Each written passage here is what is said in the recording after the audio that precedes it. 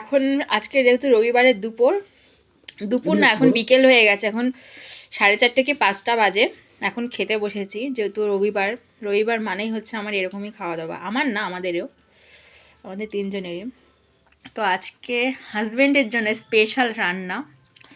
সবাই তো ভালো মাছ মাংস খাই না, আমরাও মাছ মাংস, এটা আমাদের কাছে বেস্ট খাবার। মানে আমাদের কাছে না, আমার কাছে না, মানে হাজব্যান্ডের কাছে। এই যে আলু দিয়ে, আর এটা হচ্ছে হেলেঞ্চা শাক, তিতো যে হেলেঞ্চা শাক, সেটা আলু দিয়ে, আর ওই যে পুঁটি মাছের ওটা ঝোল, শুধু রাঁধুনি সোমবারা দিয়ে। এই যে খেতে বসেছি, আমার হাজব্যান্ডের ফেভারিট। আমার এই রান্না আমি জীবনে কোনোদিনও খাইনি, সত্যি কথা। আমার শ্বশুরবাড়িতে গিয়ে বিয়ের পরে আমি প্রথম শাশুড়ির কাছে রান্না শিখেছি।